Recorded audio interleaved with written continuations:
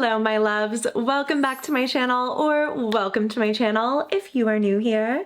Hi, helloey, my name is Loey, and recently there has been a trend going around TikTok that you guys have been tagging me in, unlike anything I've ever seen before. I feel like I've said that in other videos, but I'm serious. This time, this is a trend literally made just for me. Because recently, in response to a video that has gone viral from TikTok user Audacitii, people all around the world are sharing their scariest ghost stories that sound unbelievable but are totally true. Tell me a ghost story that sounds completely unbelievable but is entirely true. I'll go first. Today we're going to be taking a look at 5 true ghost stories that I found from this trend that literally scared me into sleeping with the lights on. I'm telling you, this trend is terrifying and I love it. But before we get into today's video, it is supported by a sponsor, so thank you so much to Upside for sponsoring this video. Upside is a free app that gets you cash back on daily essentials like groceries, dining, and gas. There are over 100,000 gas stations, grocery stores, restaurants, and more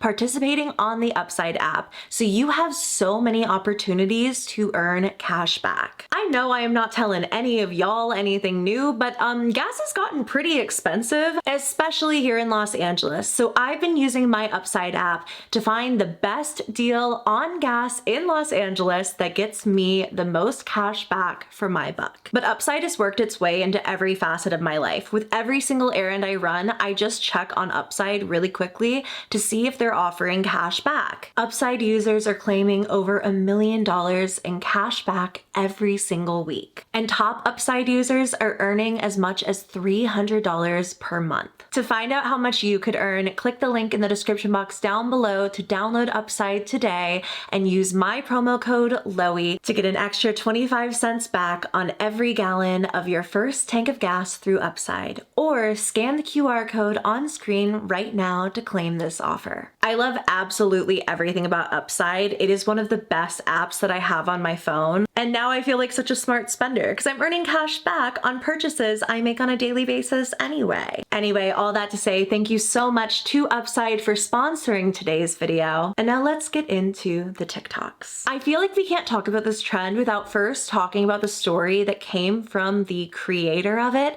Audacitii, who starts out this video by saying, "Tell me a ghost story that sounds completely unbelievable but is entirely true.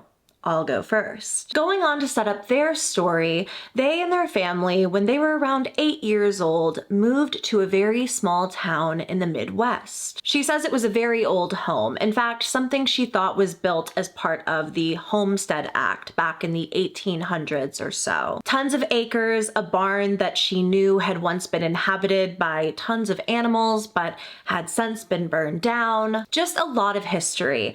And Audacitii says that she knew even as a child that she just was kind of an intuitive child. She didn't really know necessarily what to do with that intuition, but she knew that she could sense things around her. It was this intuition, this sort of curiosity about spirituality and ghosts and whatever was around her at that time that led her to trying out a Ouija board in this incredibly old house with a ton of history.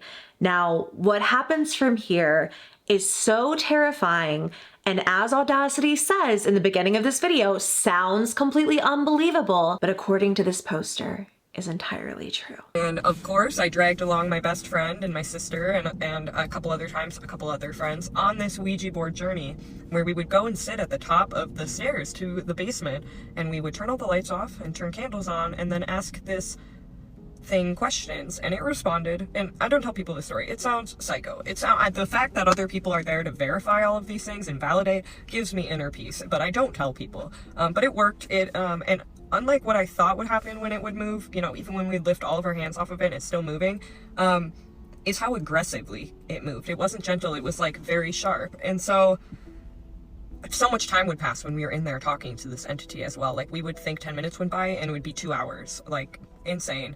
Being little kids, we wanted to know questions and answers like, who are we going to marry when we grow up? Or how many kids are we gonna have? Or just questions like that. And every single time we start, you know, it would give us answers at first, like, and it would tell us about itself.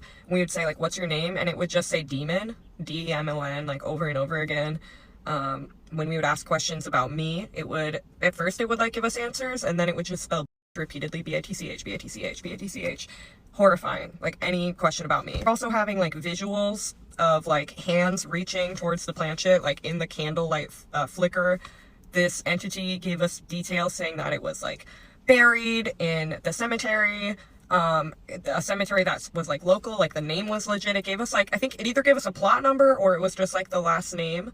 And we did go there, and what we found was crazy. While I'm unsure of what exactly it was that the poster found at the cemetery, she did post a couple of follow-ups to this original story time, which I super appreciate because she was sort of like the ring bearer of it all. Is that the right word here? The brave leader trudging us all into paranormal, spooky story darkness all over our For You pages. So in a follow-up video that went up, I think like a day or two after that original post, she shows a couple of Facebook posts dating back to 2009 talking about the Ouija board experiences. So basically it says that the person we were talking to on the Ouija board claimed to be an 86-year-old woman, and we asked if I was going to have a child or if I was going to get married, you know, like the MASH questions. And then we asked if there was, I think this is this one. Yeah, we asked where she was, and she said in between life and death, and then called me a B-I-T-C-H. And then we have this other one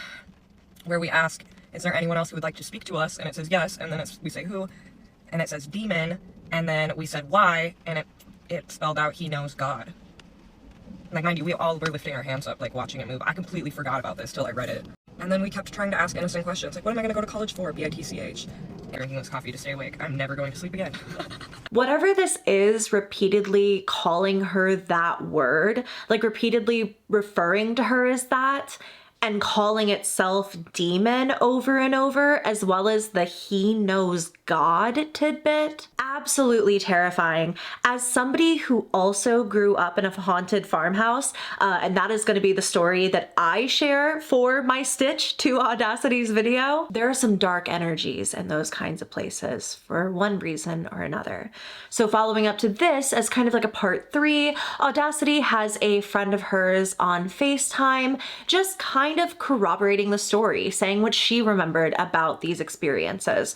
And she says pretty much the same thing that Audacity has been saying up until this point. But finally, in a truly terrifying turn of events, as a part 4, Audacity's mother sent over a video of the house that the Ouija board was used in. I don't know. They're old. I want to go down here, but I want to show you.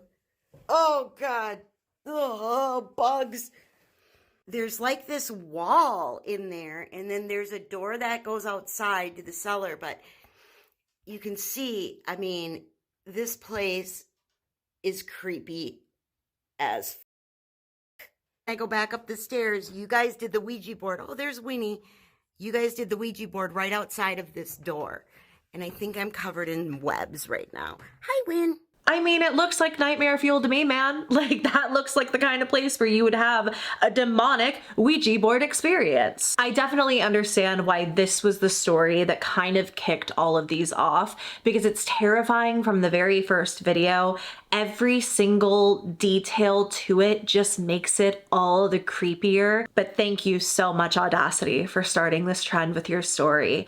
It scared me into not wanting to sleep tonight, but I'm really grateful for all of these amazing stories that you inspire people to tell, because oh my God, are they creepy. The next story comes from TikToker teaganearley. Now, one of you tagged me in this TikToker's post, and she responded saying that she loved me, and I love her too, so we're gonna talk about her story. Teagan is a storyteller, producer, singer, actor, who begins her video by saying that yes, Midwestern ghosts are simply built a bit different. Teagan was on her way to a rehearsal in Chicago one day. Now, at this time, she was living outside of the city, but she was driving in for this rehearsal when she saw a little white dog run across the road. This freaked her out to the point where she decided to pull over and see if she could catch this dog. So she leaves her car parked in like a street parking spot and chases after this dog. She's going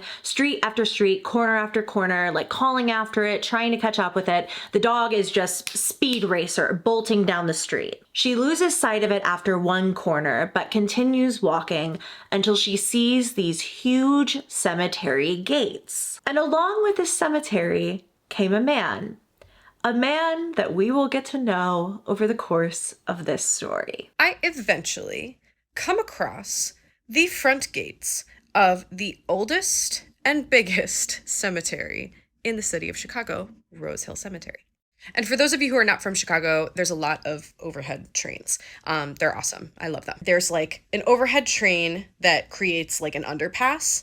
Then you go through that underpass, and then there's these giant Gothic, gorgeous front gates to the cemetery. And under the underpass, so not like in front of the gates of the cemetery, but the underpass right in front of the cemetery, there's this cop and like parked cop car and then cop who is taking a smoke break. And already like some stuff felt weird about this guy. He had like a big 80s handlebar mustache. I mean, I guess those could be coming back in, slay. And then like both his uniform and the squad car did not look like the modern ones that I see driving around Chicago all the time.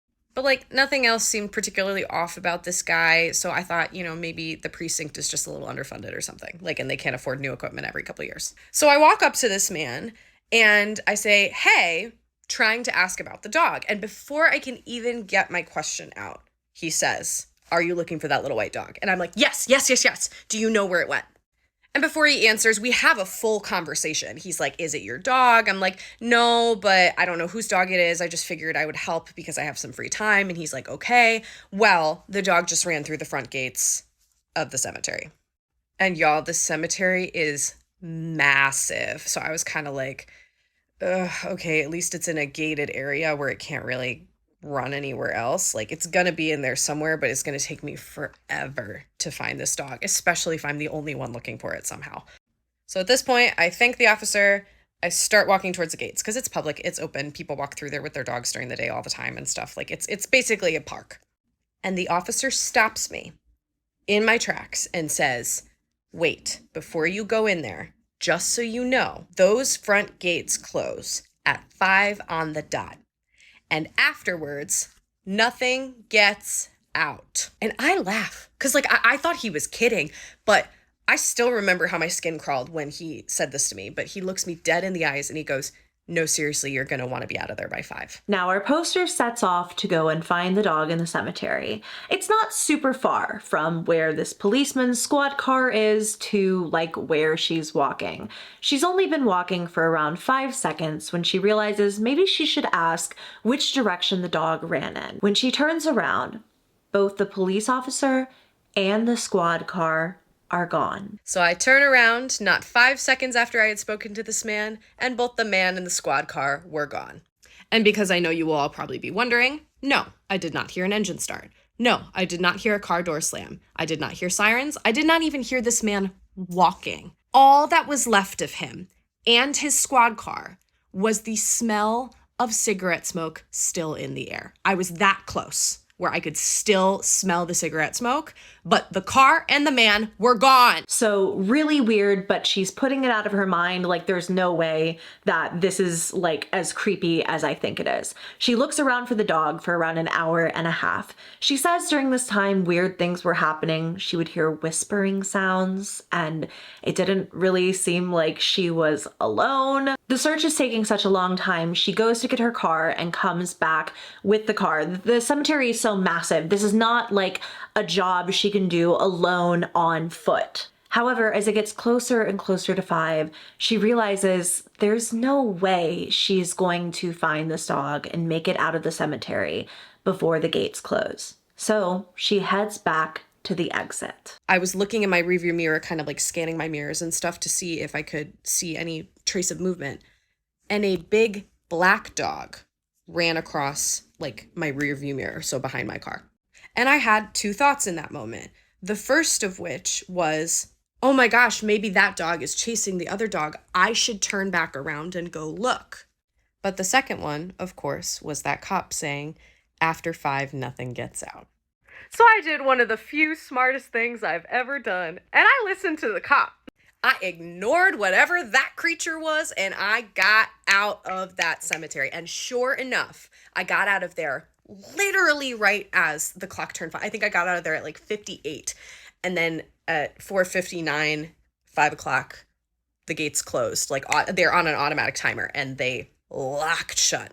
A lot of people in the comments were saying that maybe this black dog was there to try to distract Tegan into staying in the cemetery, to try to get her to stay and look for the little white dog.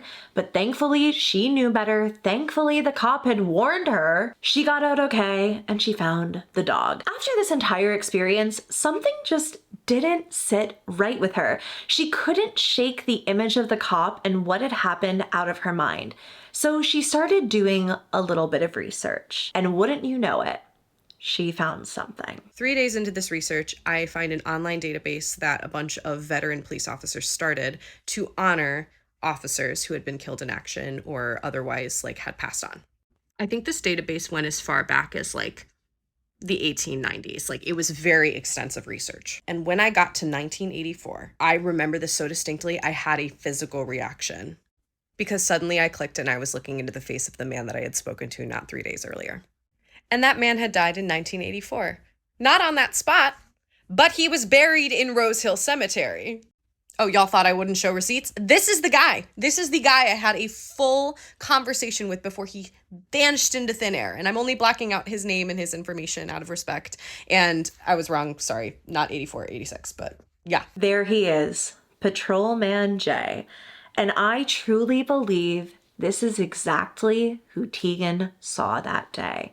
Exactly who warned her in that moment, hey, nobody is getting out of those gates come 5 p.m. Someone who wanted to help in the afterlife and didn't want this girl to miss her rehearsal because she was trapped behind the gates of a cemetery. This story is literally one of the craziest ghost stories I've ever heard in my entire life. Now, there was a follow-up to this, a part 2 that Tegan posted, in which she talked about a little more some of the strange things that happened during her search for the little white dog that maybe were paranormal, maybe were just really bizarre. It's pinned on her profile if you want to go give it a look, but I thought that this particular story about the ghost cop and I don't know, just this entire thing was just so unbelievable and yet seems so real, heartwarming and terrifying all at the same time. I don't know. I feel like especially after Audacity's original video, this is a really, really, really sweet one, but also really scary. The next story comes from TikTok user Loiis.layne, twin. This is not the only paranormal story that this poster told for this trend. However, in this story in particular, she talks about mimics. So it's the one that I chose to talk about for this video, but if you want to hear about her other one, go check out her page. Layne says that the events of this story take place from October of 2022 to January of 2023. When it all begins, Layne is spending a weekend home from college at her boyfriend's parents' house. They had just gotten a wood wick candle. Do y'all know what that is? It's like a candle, but the wick is wood, so it crackles. I don't know, if you've never heard it, like, it just sounds like a fireplace. Like, that's the appeal to it. And Layne's boyfriend's parents are really like, listen to this candle. Like, I don't know. They just really wanted her to vibe out to it, I guess. So she's sitting at the kitchen table. She's doing her homework. She's just relaxing, very zoned in on this sound. Her boyfriend isn't in the room. Her boyfriend's parents are like facing away from her, backs to her, watching TV, basically. And this is when she hears something strange. I'm listening, when suddenly I hear my boyfriend's voice, like, hey, Layne, come from behind me. So I turn around and I'm looking, and these people are pretty religious, and you wouldn't expect anything to happen in their house, so I thought it was my boyfriend. So I got up, I went into the dining room with the lights off, and I'm looking around for him, and I can't find him. And I'm calling out to him, walking around this house, calling out to him, no response. I text him and I'm like, where are you?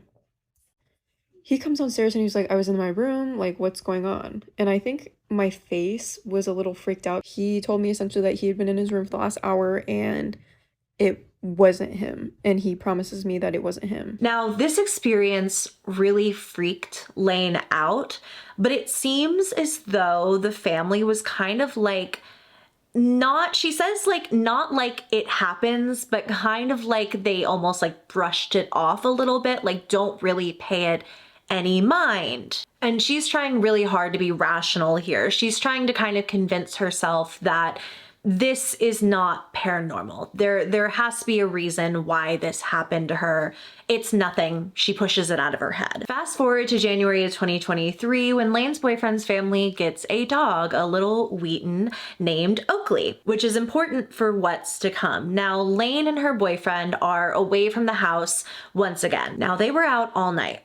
When they get back the following morning, Layne's boyfriend's dad pulls her aside and says, I heard it too. My boyfriend's dad pulls me aside and he's like, I heard it too. And I was like, what did you hear? Because it had been months at that point and I had no idea what he was talking about. He goes, Andrew's voice. I heard Andrew's voice. And he goes on and proceeds to tell me that last night he heard Andrew open the garage door and go into the bathroom right next to the garage door and say like, hey, I'm home. He responds back to it. And he knows he's not crazy because the dog got up, Oakley, and he walked towards the garage door. And when Oakley wasn't coming back, he got up and went to go see what it was about. Then the bathroom door was open and nobody was there. He checks Andrew's room. He's not there. It truly sounds like they had a mimic experience in that home. My family had one as well, and it sounded really, really similar. Hearing each other's voices, just saying things when neither one of them was home, seeing the back of each other's heads going in and out of rooms or leaving the home. They would hear doors open and close. It really, truly sounds like this was a mimic experience. And I would be really curious to know, I guess, just how this ended. I think that there was more to this story. And like I said, Layne has other paranormal stories on her profile. She's a really great storyteller, so check her out. I will have her and all of the other TikTokers that I am mentioning today listed down below. This story, however, is truly terrifying. And the moment she said that Andrew's dad said, I heard it too, my stomach dropped. The next story comes from TikToker Feet Queen 93. And this one honestly might be the scariest out of all of them that I'm talking about today. If I'm totally honest, the visuals of it are just absolutely petrifying, and you'll understand as we get into this video. I don't want to call this poster Feet Queen the entire time that I talk about this story, so I'm gonna call her Erica since that's what it says her name is on her Instagram. Erica was looking for a place to live after a breakup, and she stumbled upon a room and a house on Facebook Marketplace for only $250 a month. She was like, score, this is perfect. She moves into the house. It's a very, very, very old home. The house is made out of local stone and it has been converted into different apartment units. And to get to Erica's room, you have to go to a bathroom and then you're in her room, but it's also connected to another bedroom. They kind of like closed it off with furniture so it felt like a real room. Either way, she was all moved in and it's now the first night she's ever sleeping there. The first night that I was sleeping there, I was woken up out of a dream, don't know what I was dreaming about, and I saw this woman just like hovering over me, looking at me. And I looked at her for a few seconds, and when she realized I was looking at her, I just saw her eyes get really wide and she looked nervous and she disappeared. In the moment, this poster says that she didn't really give this that much thought. Like, she was coming out of a dream. Yes, it was weird. It was probably pretty creepy to see, but she didn't know, like, if that could have been real. She was coming out of a dream, she was sleeping, you know, like it was her first night in a new place. She sort of brushes it off to the side, doesn't think about it that much. But the very next day, as she's going through the bathroom, you know, that she has to go through to get out of her bedroom, she sees somebody crouched in the shower. I swore that I saw someone like crouched in the corner of the shower.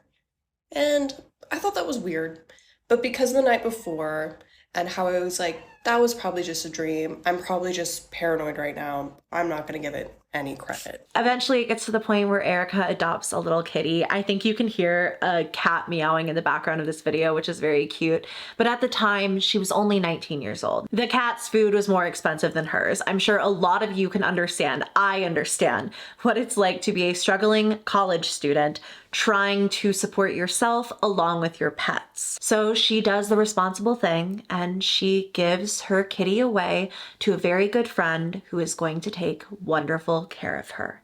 Now, this was all well and good, right? But seemingly, this is just where the paranormal nightmare of this story began. But that little figure that I had seen crouched in the shower was a little boy.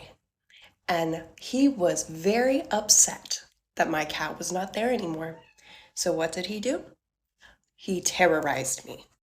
Like, it got to the point where I had to rearrange my room so when I would wake up and roll over in the middle of the night, I wouldn't see him, because he would stand in the corner where I had my cat's stuff, as if like protesting that she was gone. And that was every single night from that point on. During the day, I would have hangers and clothes fly out of my closet. Did not matter. Door would open, closet and clothes would just fall out. It became a normal thing, you know, like I would see him and I wouldn't think twice about it because I didn't want to engage. I didn't want to encourage it. So what I would do is I wouldn't say anything. If he was really scaring me, I'd go to someone else's house. I just dip out because, you know, like child spirits, you don't really know if it's a real child or not. I think this was a real child because he was just throwing tantrums and taking it all out on me. Now, it seems to me that Erica became somewhat adjusted to living with this creepy little ghost boy, okay?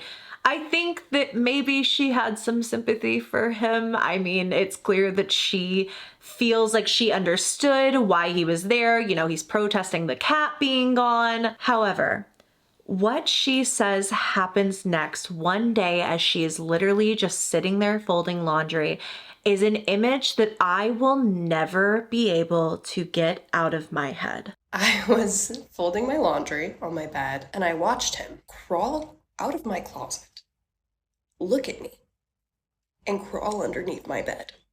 It actually makes me sick to my stomach, even thinking about it, because I don't know if you've seen any scary movie. It was horrifying.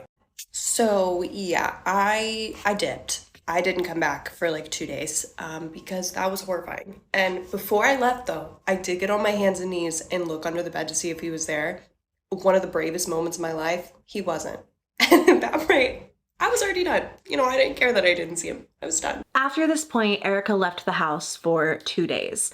And she also says that after this point, it never got that bad ever again.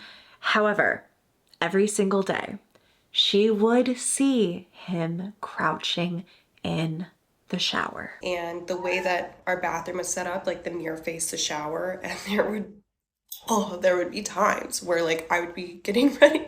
I'm crying. I would be getting ready and I would see his little stinking head pop up in the mirror. And I had to start sleeping with a face mask because I would roll over in the middle of the night and he would either be in the corner of my cat's stuff or he would be at the end of my bed. What's odd is that at the end of the video, Erica says that nobody else in the house ever had any ghost experiences that she knew of. It was really just her. So maybe she's just hypersensitive to spirit. I kind of get that feeling from her. I mean, even from the very first experience she had in the house where the woman was like hovering over her, looking down at her. And when the woman like realized that she could see her, like she got kind of freaked out and then like disappeared. That just seems almost like, I don't know, spirits that maybe hadn't been acknowledged by anyone else before. But again, the little boy, oh my God, I can't even say it, crawling out of the closet and under the bed. It is the scariest thing I can picture. I literally, like, I would have nightmares about that to this day. Erica, babe, hope you're getting good sleep at night because that would have traumatized me. Lastly for today, we have a story from TikTok user alexandralunetta. This story is captioned, "Somebody get A24 on the phone," and honestly, after hearing this, I'm pretty sure you'll agree. When Alexandra was just 3 years old, her family moved from a small apartment to a big house. Now, during the viewing process of this house, they stumbled across some pretty bizarre things. It's her 3 older siblings and her mother who are there with the realtor checking out this house for a viewing.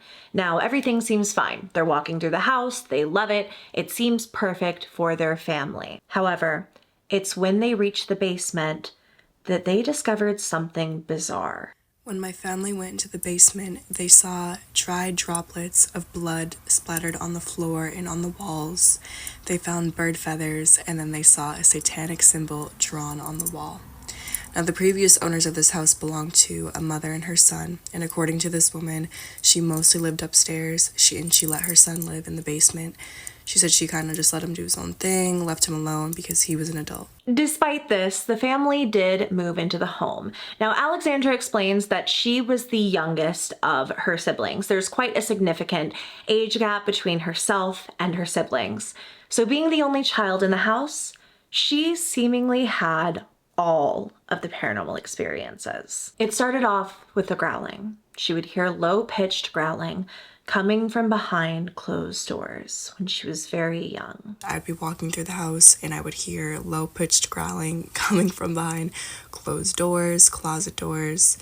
I distinctly remember this one time walking past the closet door in the basement, and I put my ear to the door to make sure that I was hearing what I thought I was hearing. And I was, and so I ran upstairs, I grabbed my mom, I was like, "You need to go and open the door because there's something in there."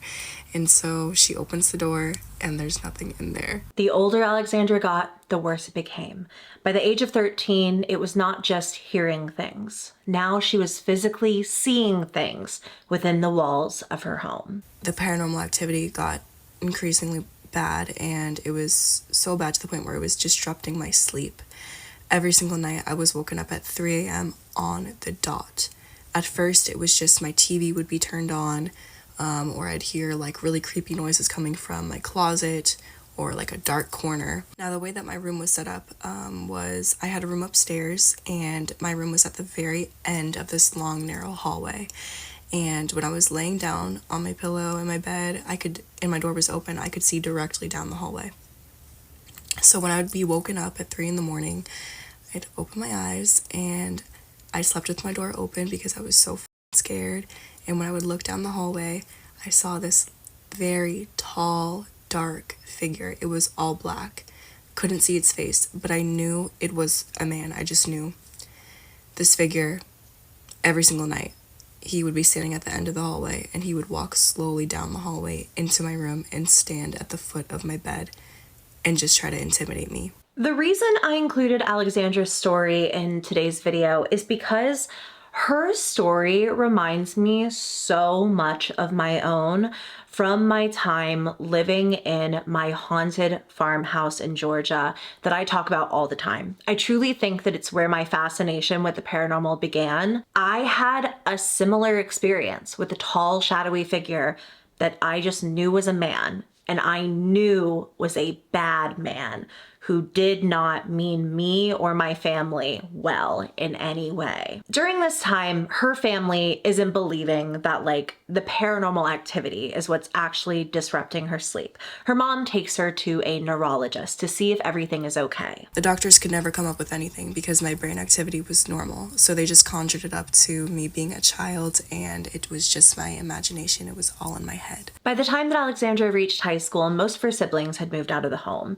Once again, she was the youngest of all of her siblings. So she ended up taking her older sister's bedroom that had been in the basement of the home.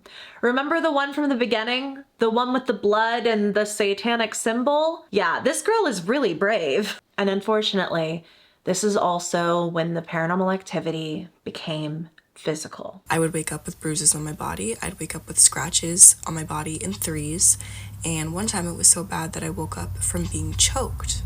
I would hear tapping on the walls, banging on the walls. I'd hear scratches. I would hear creepy ass growls, noises. And I also would often smell rotten eggs.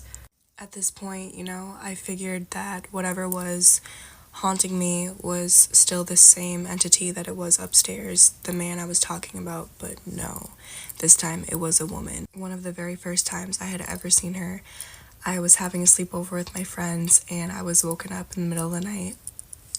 Classic. And she was standing in the corner of my bedroom and she was just standing there staring down at me.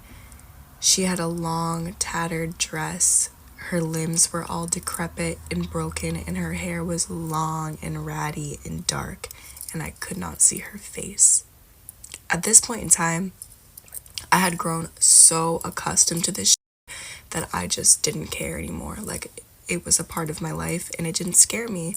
I remember waking up, looking at her and being like, I'm going back to sleep. That image of the lady that she just described with the arms and the legs being broken, along with that sulfur smell of the rotten eggs and stuff, it literally sounds demonic. From the blood to the weird symbols on the wall to the activity that she's describing, the bruises, the scratches, the 3 a.m., the all of it. It sounds demonic. However, you have to remember that Alexandra moved into this house when she was like 3. She's in high school now. She's used to this. She wakes up, she sees this lady, she's like, I don't care. Rolls back over, goes to sleep. She's just over it at this point. She's not really talking about this with her siblings. Her mom doesn't believe her, just thinks it's like a neurological thing. So what other choice did she have than to look at what she was seeing in that moment, that terrifying image of that lady, than to just roll over and go to sleep. But there was one final experience that Alexandra shared in this video, in which on one Black Friday, she got a call from her brother around 2 in the morning saying, you need to come back to the house right now. I'm not going back into that house until you come home. She comes home quickly. It seems as though her brother is kind of the only other person who really had like paranormal experiences like she had, but I still don't think anyone was having them like she was. Like, she was very clearly getting the worst of the activity in this home. She asks him, what happened? Why won't you go back in the house? He won't tell her. He won't tell her. They're standing in the kitchen. She's kind of trying to calm him down, you know, get him back on earth. They're talking about random stuff. They decide that they're going to go to his room, which is also down in the basement. But in order to do that, they have to pass by that long, narrow hallway. And my family was sleeping, so all the lights were off. As we're passing the hallway, I hear a very low-pitched growl coming from the end of the hallway. I didn't say anything to my brother. I didn't look at him. I didn't act different. We get downstairs and we get into his room, and he looks at me and he says, did you hear that? This was like the ultimate confirmation for me. Like, everything that I had been told regarding, like, it's all in your head, like, it's not true, you're just a kid, whatever, it was finally confirmed that no, this was a real experience. Finally, he tells me why he wouldn't go back in the house, like what scared him. And he told me that he was going out for a cigarette, and before he went out the front door, he had a really horrible feeling.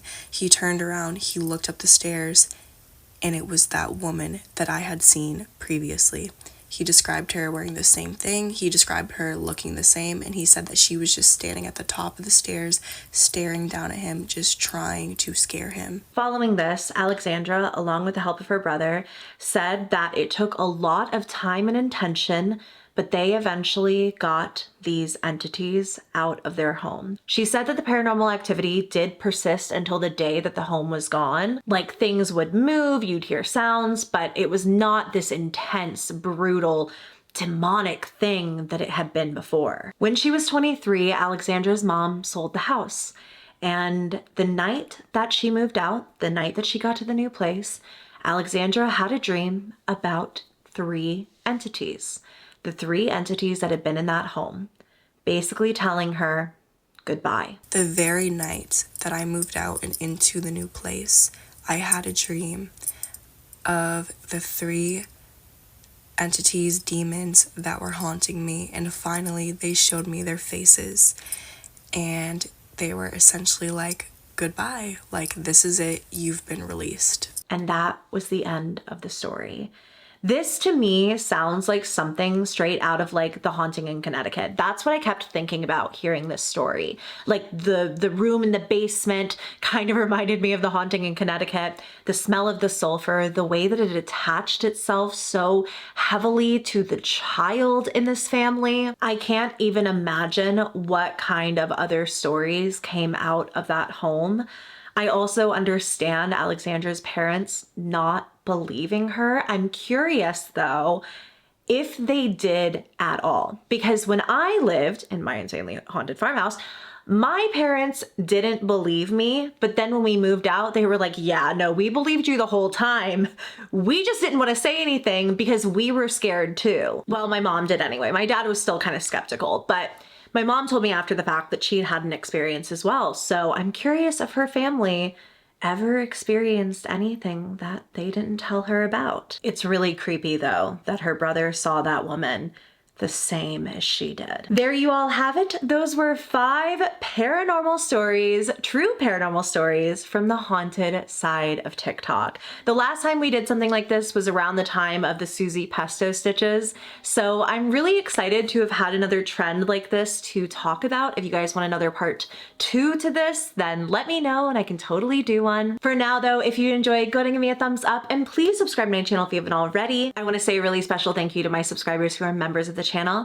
If you guys want to join the channel memberships and get extra members exclusive perks like members only videos, polls to help me decide on future video topics, and so much more, you can click that little join button somewhere around the screen. We would love to have you. An extra special thank you to my VIP loves for their continued and generous support of the channel. I love and appreciate you all very, very much. I love you all very much and I will see you in my next video. Bye.